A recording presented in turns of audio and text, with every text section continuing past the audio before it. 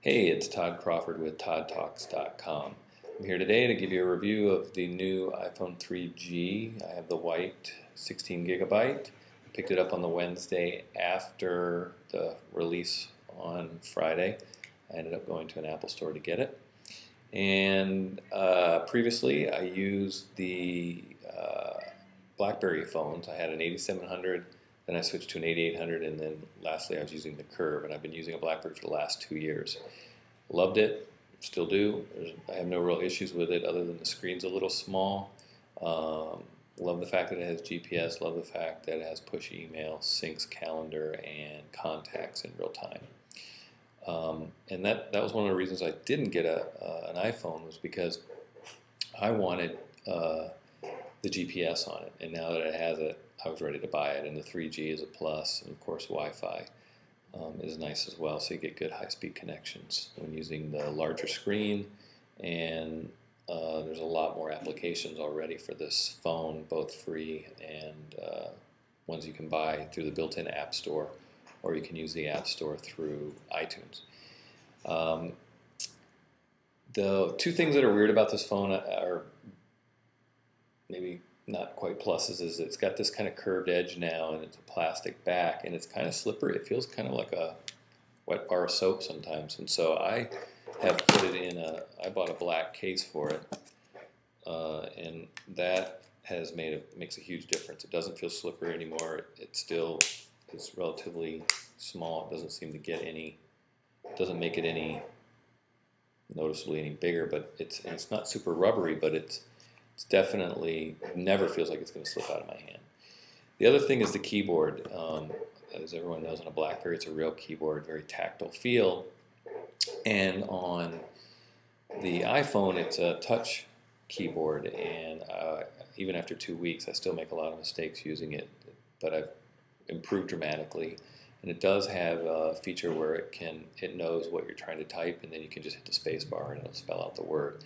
And I've even noticed if you hit, in some cases, the wrong letter next to the letter you want, for every letter of the word, it will know the word you want it to spell. So it's a little bit of an adjustment, but it's still a phone that I can use with one hand, which I like to do. That's how I use my Blackberry.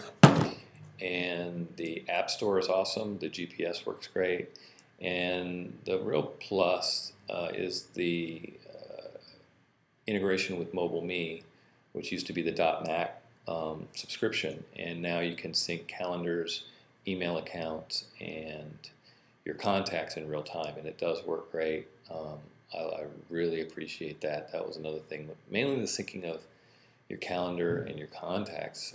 You can always pull email, and I do believe that when you use the IMAP feature on the Mail app here with like a Gmail account, it is still pulling. It's not pushing. It's only on the mobile me email address that it pushes, or enterprise, like Entourage or Exchange servers. But whenever you go to check mail, whenever you click on the mail icon, it does quickly go and check the mail. So and it does periodically pull mail. So I don't feel like I'm missing out on any email. I get it quick enough. But so far the phone's worked great. I've had no issues with it. There's been a few bugs with the first release of the software, the 2.0, and I've read a lot that Apple's probably going to address most of those, so keeping my fingers crossed. But I know long term, within a few releases, the phone will be better than it is already. The other issue is battery life. It tends to need to be charged every day, where a Blackberry I could, depending on phone usage, go up to maybe 3 days without having to charge it. Maybe part of it is that I'm playing with the phone more. There's a lot of fun games and things like that on it. I find myself checking email on it when I'm sitting at my computer, so it's kind of stupid to be using it that much. But I've noticed if I don't use Bluetooth and I turn off 3G when I'm on a Wi-Fi network, it works great. A little bit better battery life.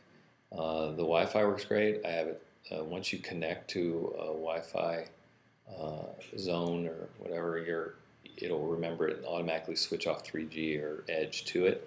So the Starbucks now offer AT&T Wi-Fi free to Blackberry users or iPhone users, and the Starbucks I hit up every day while I'm waiting after I place my order, I'm on their network right away. So that's worked really great. And so far, so good. I'm very happy that I switched. I find the browsing experience is far better, and that was something that I really didn't like to do on the BlackBerry. When you went to go look at web pages, you tended to kind of get a really bad user experience. It's very difficult to see anything. Probably the best browser is the Mini Opera browser. That gives you the most browser-like experience and the ability to zoom in. But on the Edge network, it was slow, and it was not that fun. And this is much quicker, and you get a much better visual experience. And I like having my iPod on here, even though I did put music on my Blackberry Curve and 8800. I found myself not using it, and this I use a lot. I use video on here, short. I have my podcast synced to this, and I also have books that I listen to. So it's nice consolidating everything. It has a camera, and I'm pretty sure I'll be able to shoot video soon. So everything's going great. I love it, and I'll update you if things change.